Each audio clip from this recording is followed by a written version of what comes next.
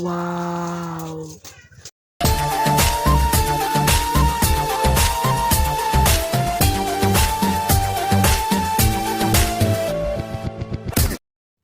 এই সুন্দরী, হ্যালো।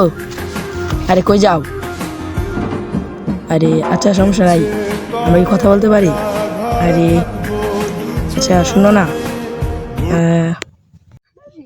পারবো না।